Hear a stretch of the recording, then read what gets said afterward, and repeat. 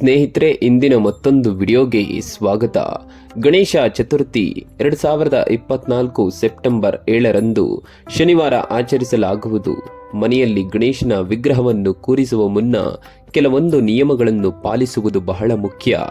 ಗಣೇಶ ಚತುರ್ಥಿಯಂದು ಮನೆಯಲ್ಲಿ ಗಣೇಶನನ್ನು ಕೂರಿಸುವುದು ಹೇಗೆ? ಗಣೇಶನನ್ನು ಪ್ರತಿಷ್ಠಾಪಿಸುವಾಗ ಈ ನಿಯಮಗಳನ್ನು ಅನುಸರಿಸಲೇಬೇಕು. ಯಾವ ನಿಯಮಗಳು ತಿಳಿದುಕೊಳ್ಳೋಣ ಬನ್ನಿ. ಇದಕ್ಕೂ ಮುನ್ನ ನಮ್ಮ ಚಾನಲ್ ಅನ್ನು ಈಗಲೇ ಸಬ್ಸ್ಕ್ರೈಬ್ ಮಾಡಿಕೊಳ್ಳಿ.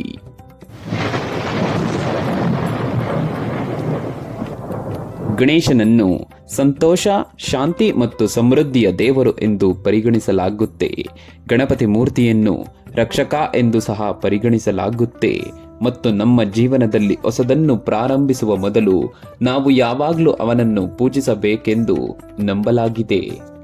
ಪ್ರತಿ ವರ್ಷದಂತೆ ಈ ಬಾರಿಯೂ ಗಣೇಶ ಚತುರ್ಥಿ ಹಬ್ಬವನ್ನು ಆಚರಿಸಲಾಗುತ್ತಿದ್ದು, ಈ ಬಾರಿ ಗಣೇಶ ಚತುರ್ಥಿಯನ್ನು ಸೆಪ್ಟೆಂಬರ್ 7ರಂದು ಆಚರಿಸಲಾಗುವುದು. ಗಣೇಶ ಚತುರ್ಥಿಯಂದು ಸಾಮಾನ್ಯವಾಗಿ ಹೆಚ್ಚಿನ ಮನೆಗಳಲ್ಲಿ ಗಣೇಶನನ್ನು ಕೂರಿಸಿ ವಿಜೃಂಭಣೆಯಿಂದ ಪೂಜೆಯನ್ನು ಮಾಡ್ತಾರೆ. ಆದರೆ ಮನೆಯಲ್ಲಿ ಗಣೇಶನನ್ನು ಕೂರಿಸುವ ಮುನ್ನ ನಾವು ಒಂದಿಷ್ಟು ವಿಚಾರಗಳನ್ನು ಗಮನದಲ್ಲಿಟ್ಟುಕೊಳ್ಳಬೇಕು. ಗಣೇಶ ಚತುರ್ಥಿಯಂದು ಮನೆಯಲ್ಲಿ ಗಣೇಶನನ್ನು ಕೂರಿಸುವುದು ಹೇಗೆ ತಿಳಿಯೋಣ ಬನ್ನಿ.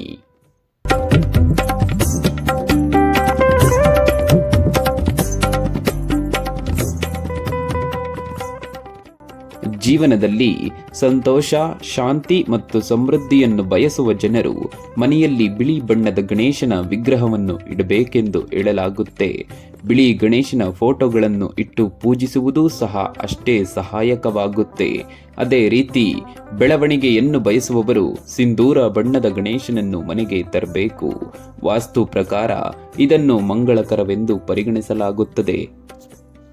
ನಿಮ್ಮ ಮನೆಯಲ್ಲಿ ನೀವು ಗಣೇಶನ ವಿಗ್ರಹವನ್ನಿಟ್ಟು ಪೂಜಿಸಲು ಬಯಸಿದ್ರೆ ಲಲಿತಾಸನ ಎಂದು ಕರೆಯಲ್ಪಡುವ ಕುಳಿತುಕೊಳ್ಳುವ ಭಂಗಿಯಲ್ಲಿರುವ ಗಣೇಶನ ವಿಗ್ರಹವನ್ನು ಸೂಕ್ತವೆಂದು ಪರಿಗಣಿಸಲಾಗುತ್ತೆ. ಕುಳಿತ ಗಣೇಶನು ಶಾಂತ ಮತ್ತು ಸಂಯೋಜಿತ ನಡವಳಿಕೆಯನ್ನು ಪ್ರತಿನಿಧಿಸುತ್ತಾನೆ ಮತ್ತು ಮನೆಯಲ್ಲಿ ಶಾಂತಿಯುತ ವಾತಾವರಣವನ್ನು ಪ್ರೋತ್ಸಾಹಿಸುತ್ತಾನೆ ಎಂದು ನಂಬಲಾಗಿದೆ. ವೀಕ್ಷಕರೇ, ಗಣಪತಿ ಬಪ್ಪನ ವಿಗ್ರಹವನ್ನು ಈಶಾನ್ಯ, ಉತ್ತರ ಅಥವಾ ಪೂರ್ವ ದಿಕ್ಕಿನಲ್ಲಿ ಕೂರಿಸಬೇಕು ಮತ್ತು ಮನೆ ಅಥವಾ ಕಚೇರಿ ಪ್ರದೇಶದಲ್ಲಾಗ್ಲಿ ದಕ್ಷಿಣ, ನೈಋತ್ಯ ಅಥವಾ ಆಗ್ನೇಯ ಭಾಗದಲ್ಲಿ ಎಂದಿಗೂ ಕುಳಿತುಕೊಳ್ಳಬಾರದು. ಆ ರೀತಿಯಲ್ಲಿ ಮುನ್ನೆಚ್ಚರಿಕೆಯಿಂದ ಗಣೇಶನ ವಿಗ್ರಹವನ್ನು ಸ್ಥಾಪಿಸಿ. ಮನೆಯಲ್ಲಿ ಗಣೇಶನನ್ನು ಇರಿಸುವಾಗ ಗಣೇಶನ ವಿಗ್ರಹದಲ್ಲಿನ ಸೊಂಡಿಲು ಎಡಕ್ಕೆ ವಾಲಿರುವಂತೆ ನೋಡಿಕೊಳ್ಳಿ. ಏಕೆಂದರೆ ಬಲಭಾಗದಲ್ಲಿ ಸೊಂಡಿಲನ್ನು ಹೊಂದಿರುವ ಗಣೇಶನನ್ನು ಮೆಚ್ಚಿಸುವುದು ಅಥವಾ ಒಲಿಸಿಕೊಳ್ಳುವುದು ಕಷ್ಟಕರವೆಂದು ಹೇಳಲಾಗುತ್ತೆ.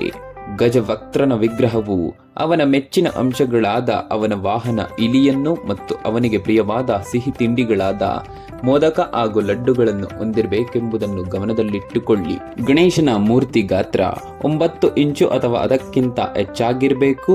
ವಿಗ್ರಹವನ್ನು ಹಳದಿ ಬಣ್ಣದಲ್ಲಿ ಅಲಂಕರಿಸುವಂತೆ ಶಿಫಾರಸು ಮಾಡಲಾಗಿದೆ. ನೀರು ತುಂಬಿದ ಕಲಶವನ್ನು ಗಣಪತಿ ಬಪ್ಪನ ಮುಂದೆ ಇಡಲು ಮರೆಯಬೇಡಿ. ಗಣೇಶನ ಹಿಂಭಾಗವು ಮನೆಯ ಹೊರಭಾಗಕ್ಕೆ ಎದುರಾಗಿರುವ ರೀತಿಯಲ್ಲಿ ವಿಗ್ರಹವನ್ನು ಇರಿಸಿ. ವಿಗ್ರಹವನ್ನು ಶೌಚಾಲಯದ ಬಳಿ ಅಥವಾ ಅಡುಗೆ ಮನೆಗೆ ಹೊಂದಿಕೊಂಡ ಗೋಡೆಯ ಬಳಿ ಎಂದಿಗೂ ಇರಿಸಬಾರದು. ಗಣಪತಿ ಮೂರ್ತಿಯು ಕುಳಿತುಕೊಳ್ಳುವ ಭಂಗಿಯಲ್ಲಿರಬೇಕು. ಇದರಿಂದ ದೇವರು ನಿಮ್ಮ ಮನೆಯಲ್ಲಿ ಶಾಶ್ವತವಾಗಿ ನೆಲೆಸುತ್ತಾನೆ ಎಂದರ್ಥ. ಆದರೆ ಪೆಂಡಾಲ್ಗಳಲ್ಲಿ ಗಣೇಶನ ವಿಗ್ರಹವನ್ನು ಇರಿಸುವಾಗ ಅದು ನಿಂತಿರುವ ಗಣೇಶನ ವಿಗ್ರಹವಾದರೂ ಸಮಸ್ಯೆವಿಲ್ಲ. ಒಂದು ವೇಳೆ ನೀವು ನಿಮ್ಮ ಸ್ವಂತ ಮನೆಯಲ್ಲಿ ವಾಸಿಸದೆ ವಿಲ್ಲಾ ಅಥವಾ ಬಂಗಲೆಗಳಲ್ಲಿ ವಾಸಿಸುತ್ತಿದ್ರೆ ಯಾವುದೇ ಕಾರಣಕ್ಕೂ ಮೆಟ್ಟಿಲುಗಳ ಕೆಳಗೆ ಗಣೇಶನ ವಿಗ್ರಹವನ್ನು ಇಡುವುದು ತಪ್ಪಿಸಿ. ಧನ್ಯವಾದಗಳು. ಜೈ ಕರ್ನಾಟಕ.